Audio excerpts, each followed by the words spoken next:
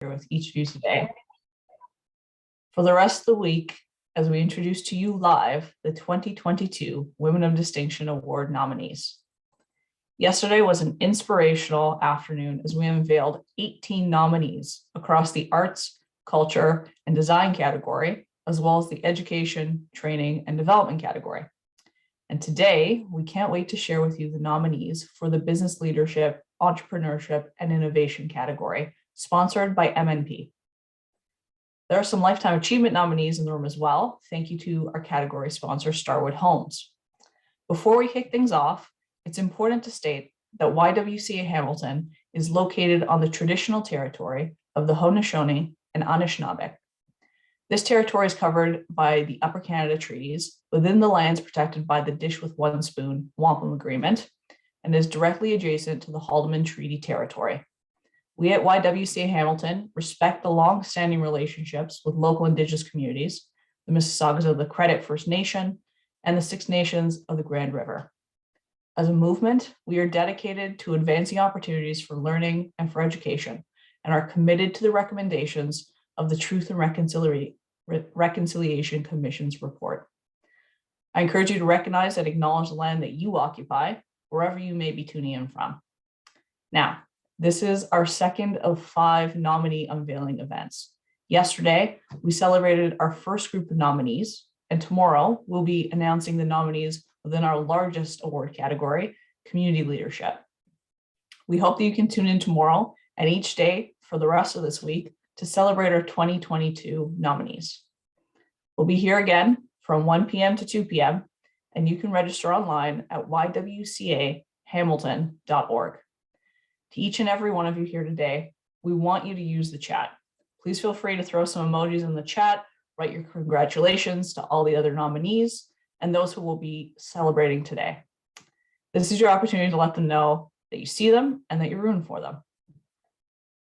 And please help us spread the word about our nominee unveiling events and the 2022 awards by using the hashtag WODHamiltonHalton when sharing online. You can follow YWCA Hamilton on Twitter, Instagram, Facebook, and LinkedIn. All nominee unveiling events are going to be recorded, and thanks to our media partners, will be airing on Cable 14 and Your TV Halton. Announcing our nominees is a milestone and celebration each year. And when the team at YWCA Hamilton began planning the 2022 Women of Distinction Awards, they imagined a groundbreaking hybrid gala format that would have allowed guests to choose whether they'd like to attend in person or watch online from the comfort of their home. But as we know, COVID-19 has a way of disrupting even the best laid plans. So given the unpredictable nature of the virus, and with everyone's safety in mind, the team has decided to move our 2022 Women of Distinction Gala to an entirely online format. We're certainly disappointed that we won't be celebrating in person this year, and we know we aren't the only ones feeling burnt out by screens. But there is good news. The YWCA Hamilton team plans to once again bring you an exciting and engaging virtual event, produced completely live, that will celebrate the incredible accomplishments of women in our Hamilton and Halton communities. We can't wait to welcome you and our nominees. Now, to share with us more about the work of YWCA Hamilton and the business leadership, entrepreneurship, and innovation category, please join me in welcoming YWCA Hamilton's CEO, Denise Christopherson. Welcome, Denise. Thank you, Bianca. I'm so excited to be here for a second day with all of you and Bianca. Please know just how grateful we are for your support as our nominee unveiling event MC and your leadership on our board of directors. To everyone turning in, thank you for being with us to celebrate the 12 nominees across the business, leadership, entrepreneurship, and innovation category. Like you, I'm eager to meet and hear from the 2022 nominees. In total this year, we have 73 nominees that will be recognized for their leadership and contribution to building our Hamilton and Halton communities. And you'll have a chance to meet all of these incredible women over the next week by tuning in daily to our category unveilings. YWCA Hamilton holds a legacy of honoring women and girls doing great things in our community, and in honor of International Women's Day, we'll be calling on you to join us in celebrating them at a virtual awards gala unlike any other on March the 3rd. To the nominees joining us today, your name now joins the ranks of over 1,700 women who have been recognized over the past 46 years. Celebrating one another and holding each other up is what we at YWCA Hamilton are all about. At YWCA Hamilton, you'll often hear a quote shared by Marion Wright Alderman, which is you can't be what you can't see. Nominees, we see you, and so do women, girls, and gender diverse people who are maybe now, because of you, considering a future in the business world. Because representation matters, and sharing the stories of diverse groups of women across all of our sectors matters. And that's what Women of Distinction is all about. We know that the pandemic has and continues to have a disproportionate effect on women, especially on women-led businesses. Businesses have been hit hard over the past 2 years and have left many women in leadership struggling, often having to make hard choices to tend to the needs of their family throughout this pandemic while prioritizing and keeping her business afloat. Today, we'll recognize the women whose achievements in the corporate sector and as business owners have shown resilience, ingenuity, and excellence. We will introduce you to our nominees with an inspiring track record of innovation, sustainability, and organizing within their field to advocate and for elevating other women in business. These women are CEOs with bold visions for the future. These women are executives who didn't have a seat at the table, so they made their own. These women are entrepreneurs, philanthropists, advocates for equal opportunity, and passionate about building community for the better. Women in the business leadership, entrepreneurship, and innovation remind us of what is possible when we think outside the box and when we lift up and invest in the lives of those around us. These women have been nominated because they are blazing trails within their sectors. To the nominators tuning in, thank you for taking the time to acknowledge the achievements and contributions of the honoree you have nominated. I would also like to take this time to thank our presenting sponsor, ArcelorMittal Dofasco, for your ongoing support. Celebrating the remarkable achievements of women is what the Women of Distinction is all about. Now, I would like to introduce you all to Diana Suarez Marquez, Senior Manager at MNP, who has generously sponsored our Business Leadership and Entrepreneurship and Innovation Award category to bring greetings to this year's nominee. Over to you, Diana. Thank you, Denise. As Denise mentioned, my name is Diana, and I am a Senior Manager at MNP. MNP is a leading national accounting, tax, and business consulting firm in Canada. At MNP, we commit to challenging biases, celebrating women's achievement, and fostering an inclusive environment. For more than 60 years, our commitment to diversity, equity, and inclusion has spanned our entire firm and is built into our values, culture, and business strategy. We are very proud to sponsor this year's Business Leadership, Entrepreneurship, and Innovation Award, which celebrates women who have dedicated themselves to blazing trails, creating opportunities, turning ideas into action, and inspiring others through their passion, dedication, and leadership. As a longstanding supporter of the Women of Distinction Awards, we are thrilled to be part of this incredible event and a partner with the YWCA Hamilton once again. On behalf of everyone at MNP, I would like to extend our appreciation and gratitude to the women and girls across all categories who are building up the communities of Hamilton and Halton. You are truly making a difference. Congratulations to all the nominees, and we look forward to celebrating with you on March 3rd at the awards. Back to you, Bianca. Thanks, Diana. And thank you again to the entire team at MNP for sponsoring this category. The impact YWCA Hamilton enables is not possible without the support of community partners just like you. Okay, here we go. Plan for today's unveiling is that first I'll announce the names of our 22 business leadership, entrepreneurship, and innovation nominees for Hamilton and then Halton. After we announce the names of all the nominees, we'll move into the formal Q&A session to hear from each and every one of the incredible women who have been nominated. I am beyond excited. Are you ready?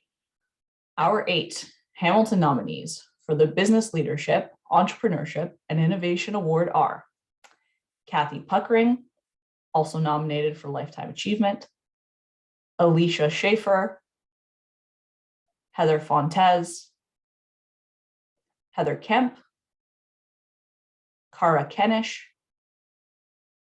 Karina Osborne, Christine Leadbetter Gold, and Tracy McKinnon.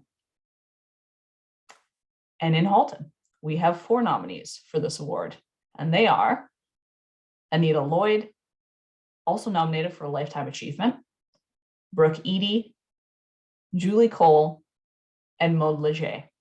Congratulations to all of the 2022 nominees in the Business Leadership, Entrepreneurship, and Innovation category. You are now part of the YWCA Hamilton's legacy. Congratulations.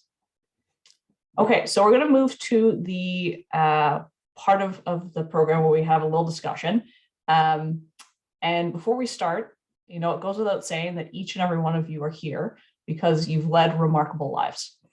And for us to hear about each of your journeys, we are going to ask that everyone's answers for the following Q&A stay within 1 minute. We can probably talk for hours, but today we have less than one. So with that, we're going to start our introductions, where I'm going to call on folks to introduce yourselves and just quickly tell us a little bit about yourself before we dive into some of the deeper questions I think all of us want to hear about. So we're going to start off with Kathy. We'd love to hear a little bit about you and share a little bit of your story. Well, good afternoon. Thank you and congratulations to everybody that's here today that have been nominated. What an amazing accomplishment for everyone. So I'm Kathy Puckering. I am the Vice President and head of the Canadian Network for Vantage Airport Group, and most recently the President and CEO at the Hamilton International Airport. I am very proud to have been born and raised and currently residing in our great city of Hamilton. And as I have a lifetime achievement, I have been here for quite some time. I am also very proud to be a sister of an active member of the Royal Canadian Air Force.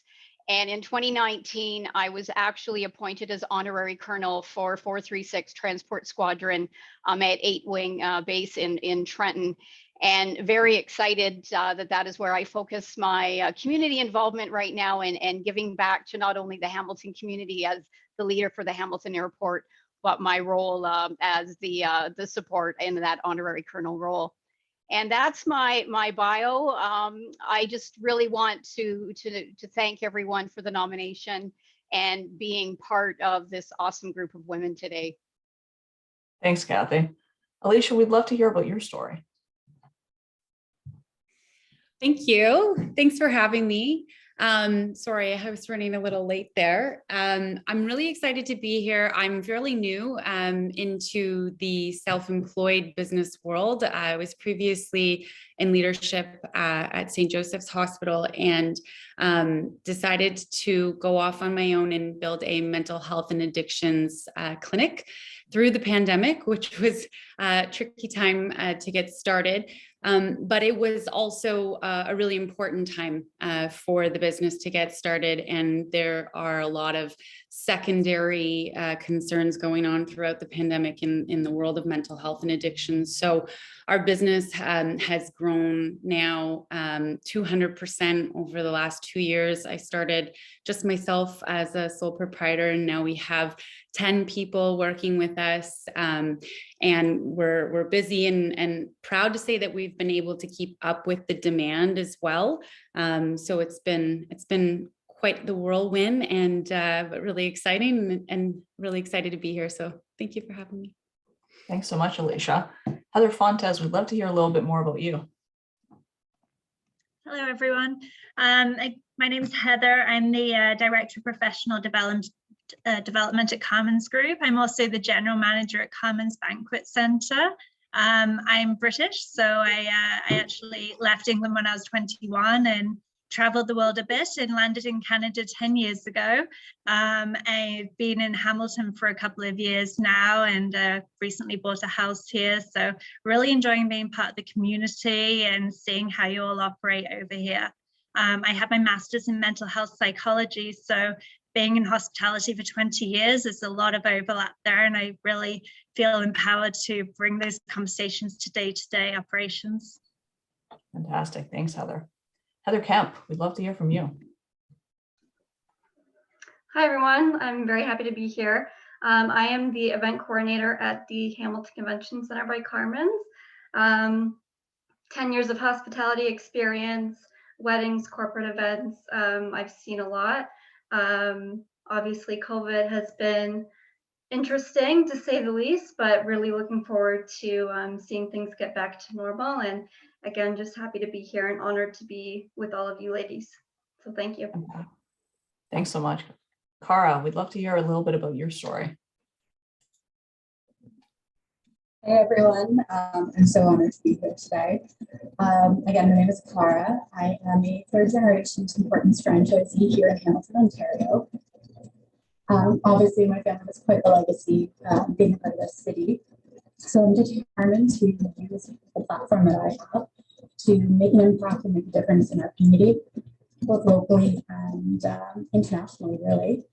I was nominated and featured in a book, 100 Women of Inspiration in Canada, just last year. So doing some pretty amazing things with my philanthropy. Yeah, anyways, it's been all about today. Thanks so much, Cara. Thanks for joining us today. Karina, we'd love to hear a little bit about you. Hi, everyone. I am so happy to be here. I am the head innkeeper and magical practitioner at the Witch's Inn. I have been in business for 2 years here in Hamilton, and my main focus is to help women and folks grow into their magic, really feel empowered by taking authority in their own life and really bringing whatever they call magic out into the forefront. So I focus specifically on the story that people tell themselves and rewriting that story in order to make it something that's empowering.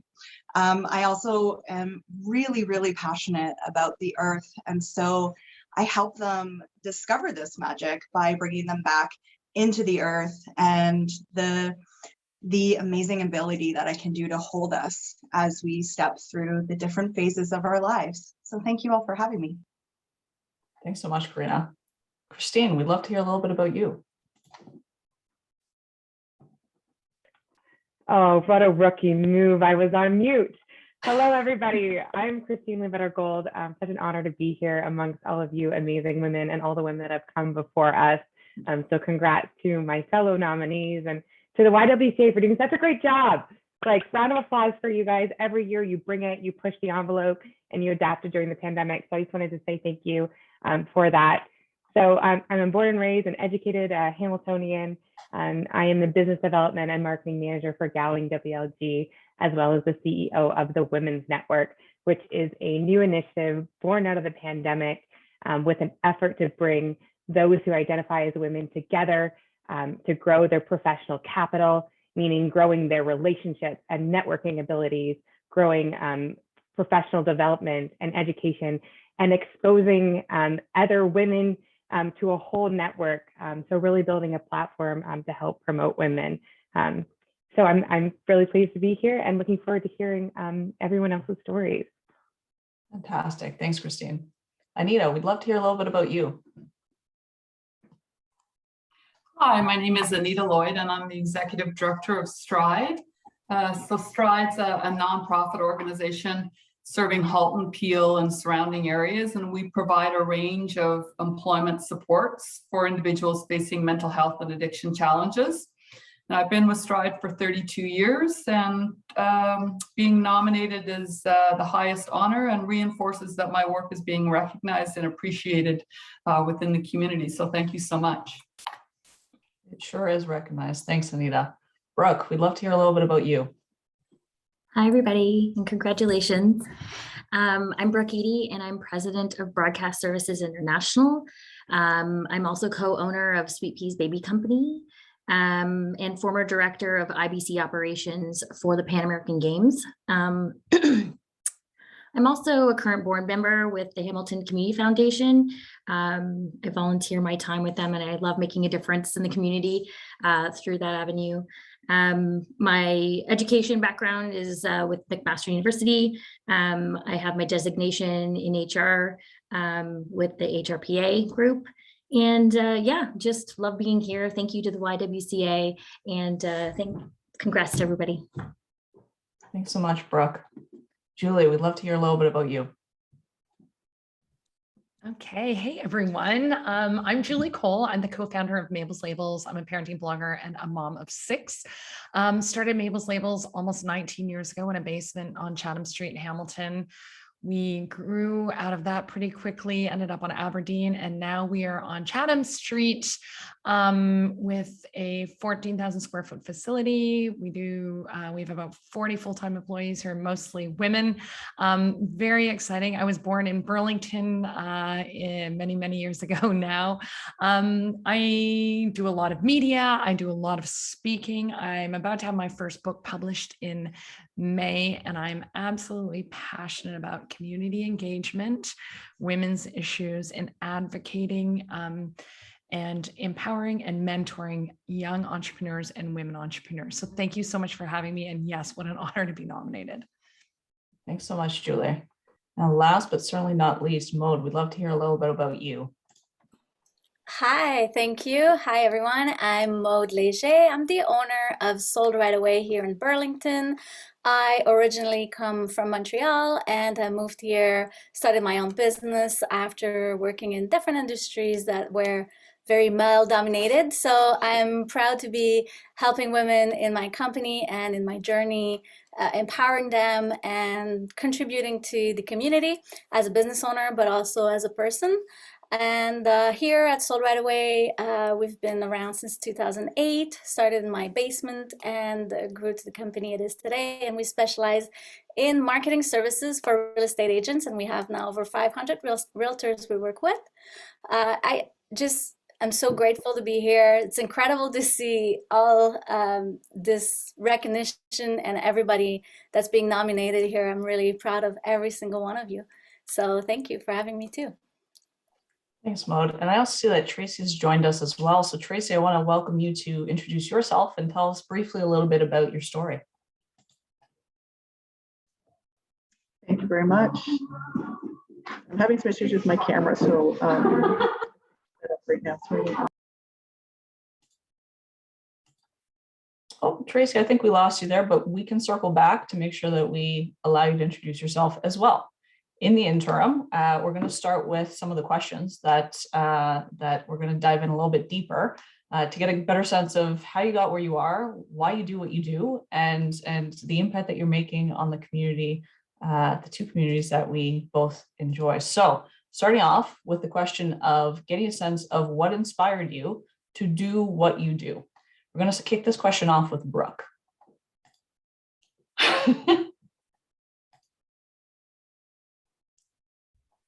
Rookie move, I'm also on mute. What inspired me to do what I do?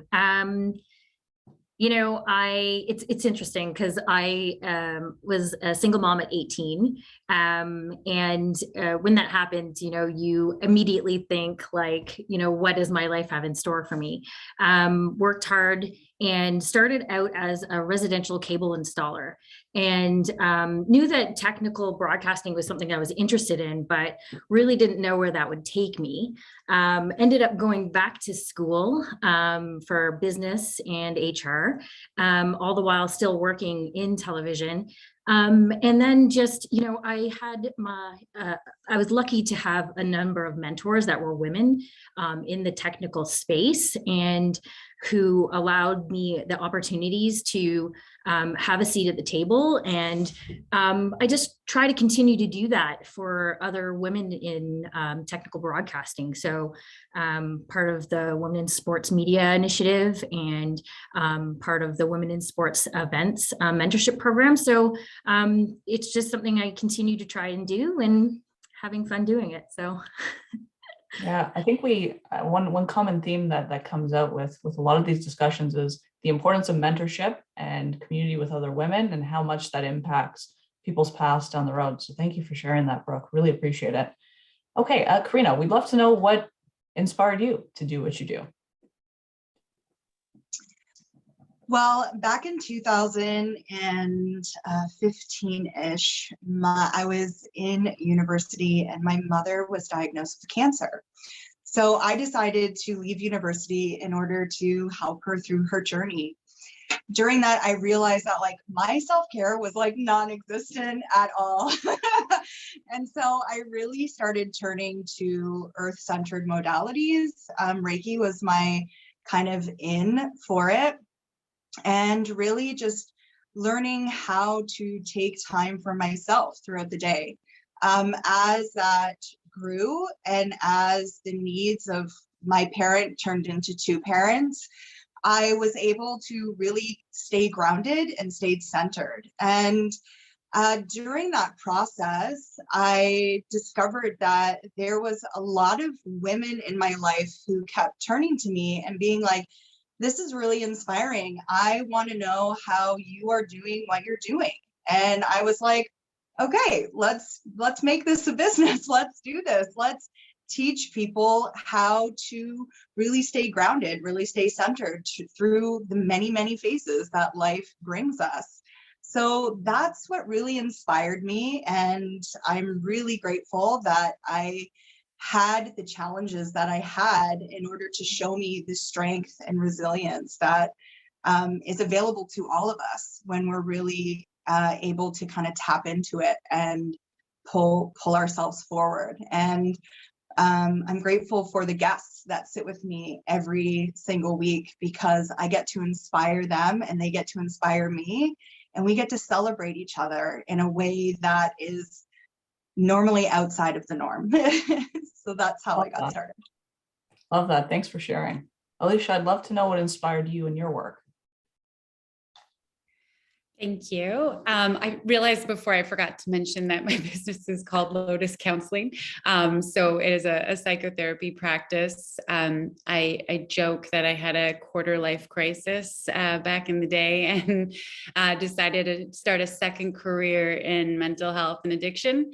And I always had a background in business, but really wasn't very inspired or found it very, very much my passion.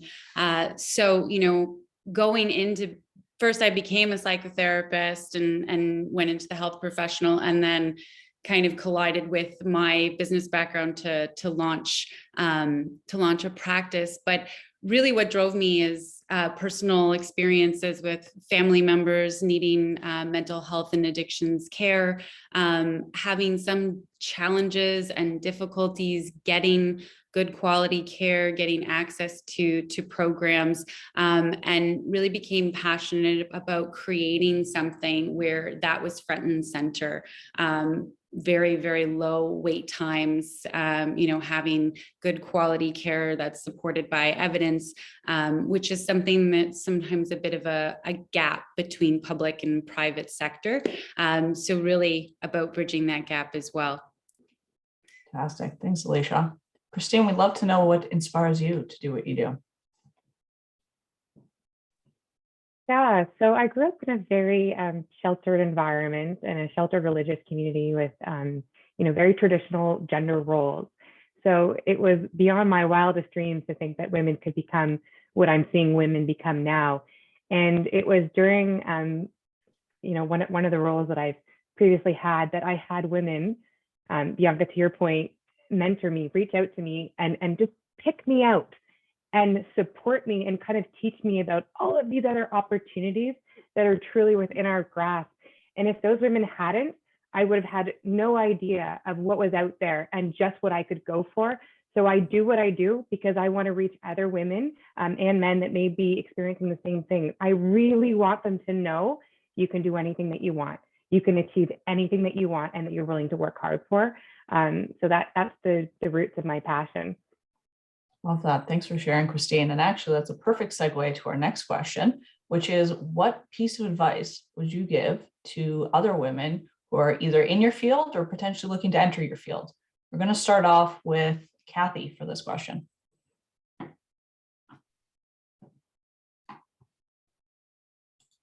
So what advice would I give other women entering into this profession? And I really wanted to answer that other question, by the way. And Christine, I very much resonated with everything that you said. So advice that I would give others entering into this, my industry. So I had a change of my career path halfway through and went from one industry to another. I've been in aviation now for over 20 years and absolutely love it. And what I need women to know is that aviation is not a male-dominated industry. And what I've actually taken quite pleasure and very proud of through a lot of times through the pandemic was going into my office and seeing everybody there in the office that we were all women. And it was amazing to see that the jobs that have been created, the women that are being attracted to an industry that has unlimited potential. And the aviation industry, what I need people to know is it's more than just people traveling to exotic destinations or boxes that are moving for that online commerce order that you've just placed with Amazon. You're part of a journey, you're part of an experience, you're part of an ecosystem. And at the Hamilton International Airport, owned by the city, we employ almost 6,000 people. And when you think of every industry that's part of that process, you're not coming in and doing a desk job every day. You do not know the potential that is in this sector, that is in this industry, that women very much are getting plugged into today, and new opportunities are being generated every day. And when I talked a little bit about my role with the military, and it's really connecting the dots between what is possible. So in an industry that typically had been known as a male-dominated industry, where are those new opportunities that have already emerged? But how do we raise that awareness of what can be and getting that message out? So I really encourage everyone to look at the aviation and travel and tourism and supply chain goods movement. There are so many possibilities, and it's an exciting career that is different every single day. Love that. Thank you, Kathy, for sharing. Heather Kemp, we'd love to know if you have any piece of advice for women in your sector. Yeah, so I have a couple pieces of advice that come to mind. One being always lead by example, especially in the hospitality service industry. If you have staff working for you, they want to see you get your hands dirty as well. So get out there, serve a tray, clean up after your guests, things like that. If they see you doing it, they'll be that much more encouraged to do it themselves and with a smile on their face. Another piece of advice I would say is trust your gut, trust your instinct. That's something that I've had to learn in my early stages of my career. So just go with your gut, because I will tell you that you'll most likely be right. So yeah, thanks. Awesome. Thanks, Heather. Cara, we'd love to know a piece of advice that you'd give.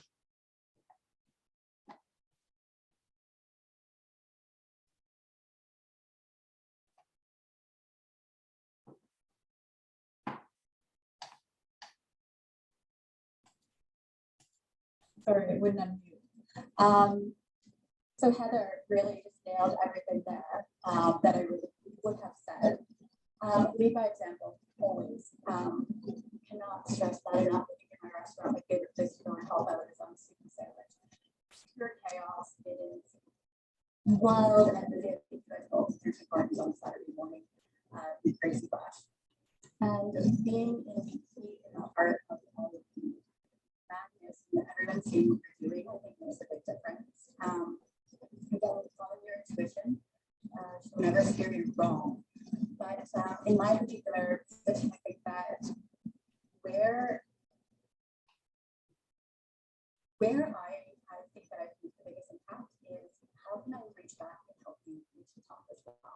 you know, I have so many team members, and they're all following, you know, students especially going through different career choices and paths, and how can we help them reach the top? Well, Cara, for some reason we're getting, there's a little bit of feedback that your mic isn't coming through properly at the moment. I don't know if you're close to your mic. Okay, we're going to circle back to you because we want to continue to hear that point, and then we're going to come right back, okay? Julie, I get the feeling that you want to speak on this one. Tell us what your piece of advice would be. Well, we could be here all day, but yes, I will keep it quick. I do like this question. I get asked it a lot. And I just thought I'd love to just jump in here too. So I think the first thing that I realized early on in my entrepreneurial journey is that your network is your net worth. So, you know, luckily women are great connectors. Make sure you're always connecting, and that visibility creates credibility. So make sure you're getting out there. You're the face of your company, and just be out there. Surround yourself with people who lift you up, but not people who just blow smoke, if you know what I mean. My grandmother used to say something to keep us very confident and keep us very humble. And she would say this, Julie, you're as good as the rest of them and better than none. And I think truer words have never been spoken. And I think also on the entrepreneurial journey, you just have to always get comfortable with being uncomfortable. Things are always changing. You always have to adapt, and also go into it with your eyes wide open. I feel like entrepreneurship gets really romanticized. People think they're going to be like making $1 bazillion and doing TED Talks and that sort of thing. I was in a basement making labels till 2 a.m. and then getting up with 6 kids at 6 a.m. It was not pretty. So make sure that you know it's a long time in the basement. Thanks for sharing that, Julie. And I love that advice from your grandmother. I really love that. Anita, do you have any advice that you give to women in the sector? Yes. So my advice is to provide a positive leadership model by setting high standards for integrity and respect. And it's so important to be compassionate and show empathy for those that you support and your staff. I attribute all of our agency's success to the really dedicated staff that we have. And I would say make decisions that positively impact your organization, not only in the present, but also forecast, potential decisions for the future. I would say try to go above and beyond when necessary, especially for those issues that mean the most to you. And last of all is, try to serve as a model of cooperation, sharing, and goodwill. Really love that. Thanks for sharing those, Anita. Maud, we'd love to hear your advice to women in the sector. Hi, thank you. Yes. So I choose to be coachable, focus on growth.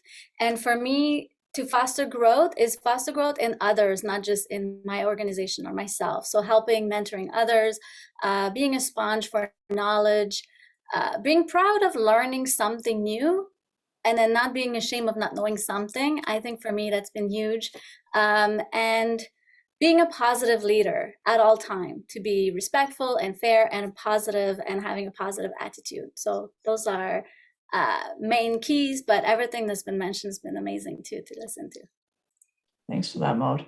Okay, our next question is going to be looking at how you have adapted during the pandemic. The pandemic has affected each and every one of our lives in a multitude of ways, and we want to get a sense of exactly how you've adapted during these hard times. I'm going to start with Heather Fontes. Yeah, absolutely. I mean, a huge challenge for us is, being in hospitality. It's very one-on-one with the client, with our guests, even with each other across venues, and really moving that to the more virtual space. So especially, I'd say the biggest impact internally is collaborative documents, lots of communication, and having everyone reporting on the same level. So we had the same the same stats that we were reporting on, the same systems, and just a really clear understanding, because I think the communication is the easiest thing to drop off when you're not there in person. As far as kind of an operational standpoint, obviously we really had to pivot, and you know, when we used to having 1,000 people in our venue to have these beautiful weddings, we started doing catering. You know, we even had drive-through wedding experiences where we had the bride and groom out front of our venue, and the cars came past and they had their picture. We gave them some meals to go home with, and just really thinking, how can we still offer those extraordinary experiences, but in a completely new realm, and opening up all these possibilities. So it's a very challenging time, but it's exciting because it really got us thinking and trying things which you probably would never have done before. Fantastic. Thanks for sharing that, Heather. Alicia, we'd love to know how you have adapted during the pandemic. Yes, well, primarily it was making that great big change over from providing face-to-face individual psychotherapy over to a virtual platform. Luckily, through some of the technology platforms that I already used, there was a lot of support and help through that process. But it was really about trying to work with people through, you know, barriers that came up. And in my business, privacy is a very important factor of consideration. So, you know, certainly not only did we have to figure out how to move the business virtually, but how to do it in a way that ensures client privacy, information privacy. So there was a lot of deeper diving into some of the platforms available to make sure that it was both effective to be utilized with clients, but also that it checked those boxes in terms of privacy and things like that. Makes a ton of sense. I'm also curious to know from folks as you answer this question, if you think some of the ways that you've adapted, you might continue to use moving forward, even beyond the pandemic. Because I think some of the, you know, ingenuity that's come out of women in our community and in business has actually adapted their businesses, not just for these times, but for moving forward as well. So thank you for sharing that. Cara, let's try and see if your mic is going to cooperate with us. Can you tell us how you've adapted to the pandemic? Yeah, so I'm so sorry about that. So Tim Hortons, again, we've switched pretty much over to 90% drive-through service, and had to really consider the what's the word, the term, like delivery services, sorry, something that we've never done before. I've also faced a 90% turnover in my restaurant for the last 6 months with my team, with my management. I'm sorry, confirming you can still hear me properly. Yes, you can still hear me properly? Yeah. I'd say it's better than before, Cara, but it's still a little garbled at the moment. Okay, I'm so sorry about that. I think my computer's just having a meltdown today. But no, I was just saying that I've gone through a 90% turnover rate in my restaurant. I've never had so many new staff in my entire life, including a management team as well. So when we talk about you know, moving forward and making like how to do that, I really went back to basics. I had to look back at square number one, kind of start fresh and really focus on those early beginning days and just how we can move forward, as opposed to any the bigger, you know, the fun picture. So I kind of did the reverse, I did the opposite, unfortunately. Yeah. No, thank you for sharing that, Cara. And the turnover that you mentioned among staff, I think, is something that a lot of businesses can really relate to during these times. And I know how much of a challenge that's been for a number of businesses. So I appreciate you sharing that and how you adapted. It looks like Tracy is ready to tell us a little bit about her, as well as how she adapted during the pandemic. Tracy. Hi there, thanks Bianca. Sorry, I'm having a few technical difficulties like Cara. Hopefully you guys can hear me. So I work with small businesses for a few BIAs in Hamilton.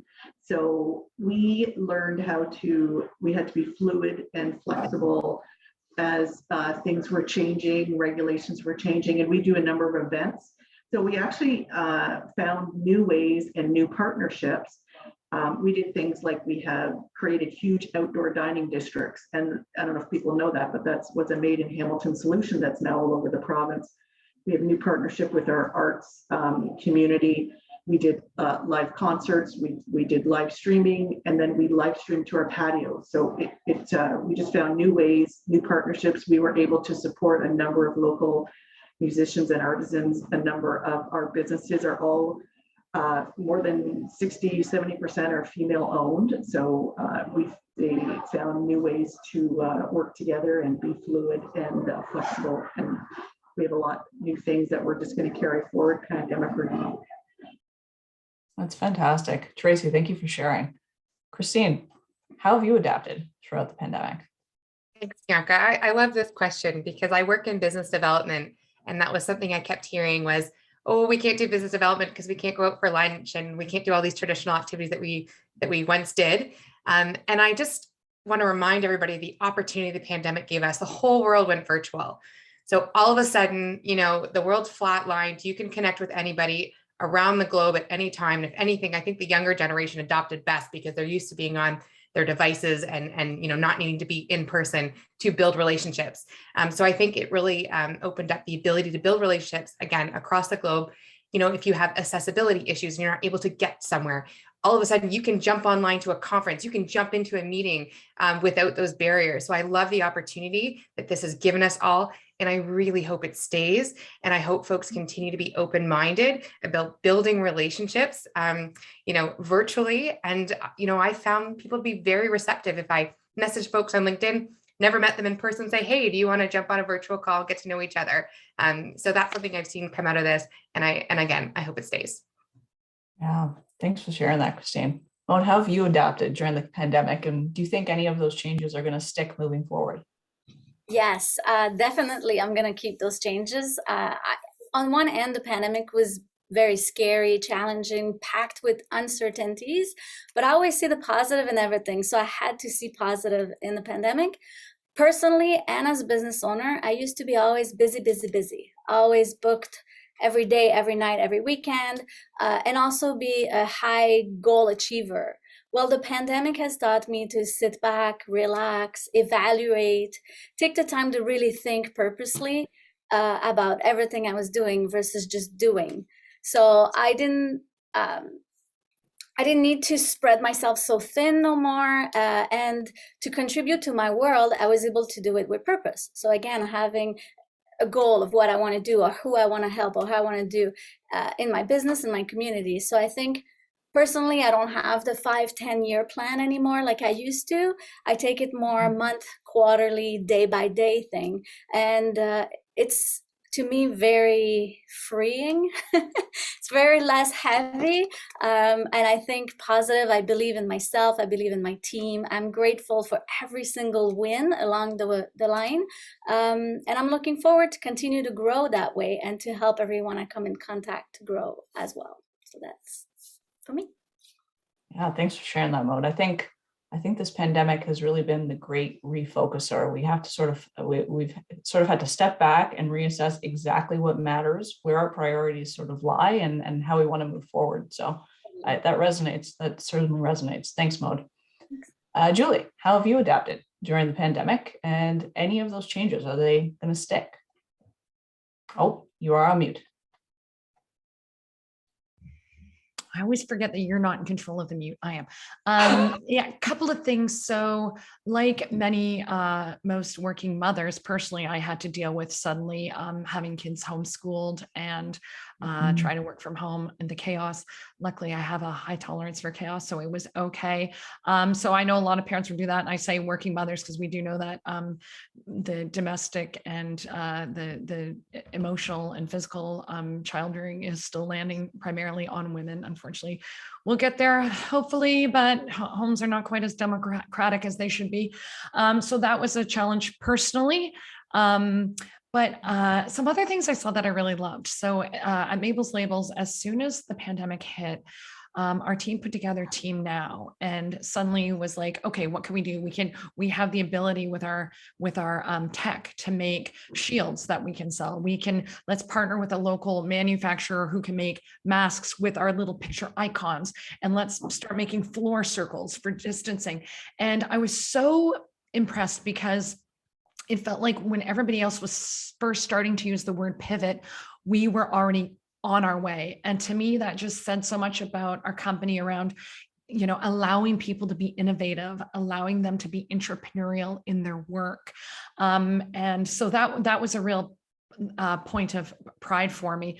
The other thing that is interesting is that because, you know, this company was built by women, and we already knew that we could be highly productive at untraditional times and at untraditional places. So for us, we've always been more results focused. We weren't like, you have to sit in your chair from 9 to 5. And if you want to go to your kid's Christmas concert, you better lie and pretend you're sick or something. Like, we were always like, go to the concert, like just and tell us about it. We want to hear.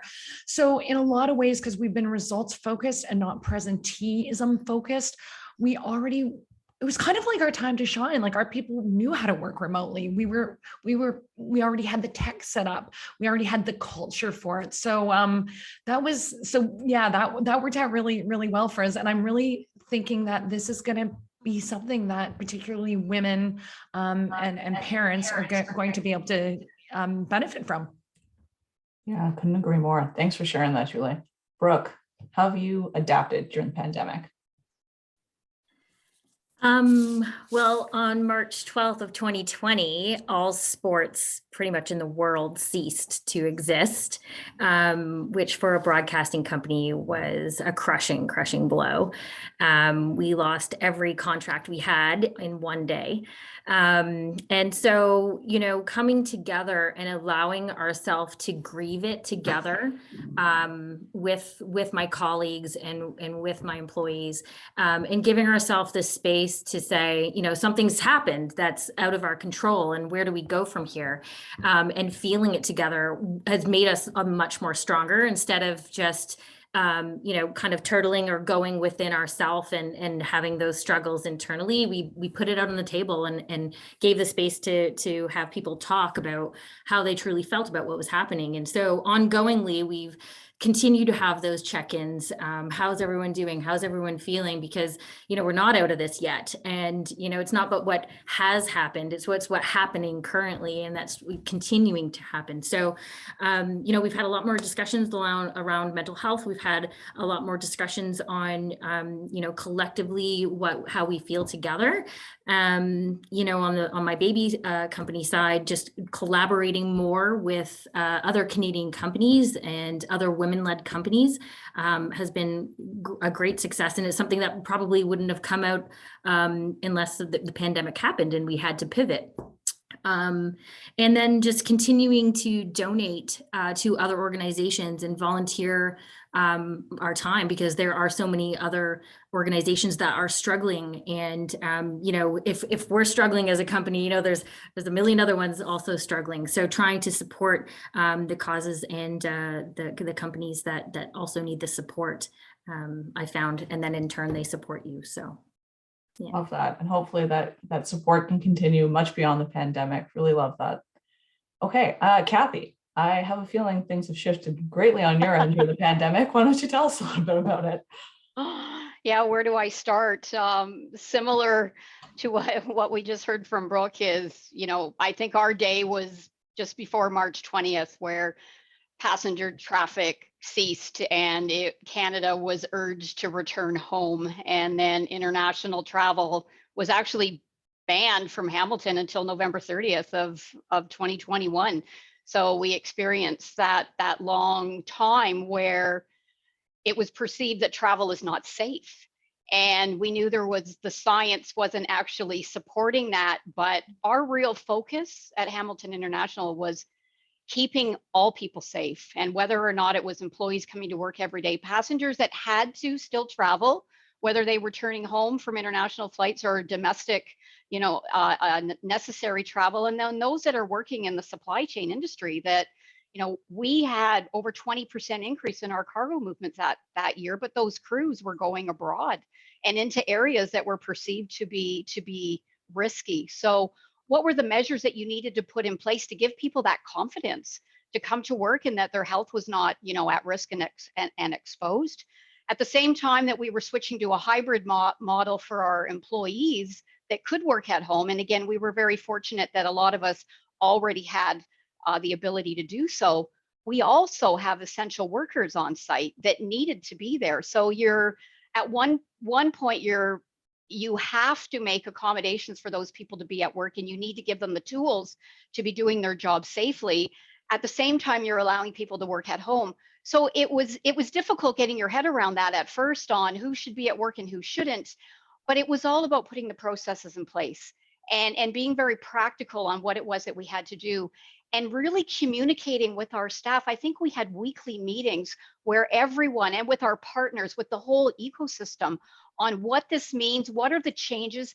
Things were accelerating at such a huge pace that we just had to make sure that everybody knew the most current facts. We were sharing that with them. And honestly, we have never had as stronger relationships with our employees and our partners as we've built over these past 2 years, as we all work together on that common goal. How do you create an environment where everybody feels comfortable either dropping that package off, getting on that plane, or coming to work every day and not knowing what the future was going to hold? So that the biggest challenge for us. And when you talk about what is going to be permanent and what are those trends that are here to stay, it's all about eliminating or minimizing interaction, creating those distances, having less contact and enhancing the amount of communication. And what I am also so proud on is that the people stood up. Nobody shied away from the challenge. Our industry is resilient.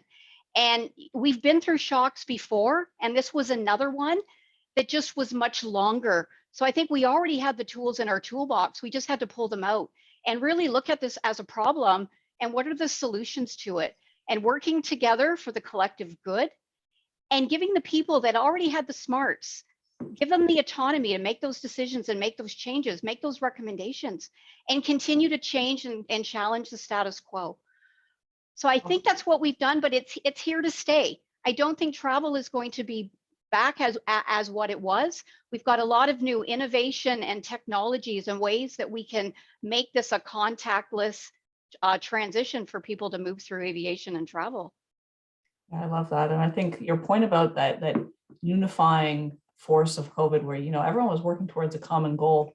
A lot of folks, I think, look to this time as a rather divisive time, but I think your perspective of the unifying effect that the pandemic has had on us when we turn to that common goal is it resonates. It resonates a lot.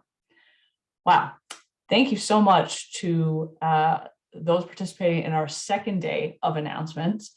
I wish we could talk for much, much longer, because I feel like this group could definitely manage to have a grander conversation, but this is the time that we have for today. So I want to thank everyone for joining us this afternoon, and congratulations again to all of our business, leadership, entrepreneurship, and innovation nominees.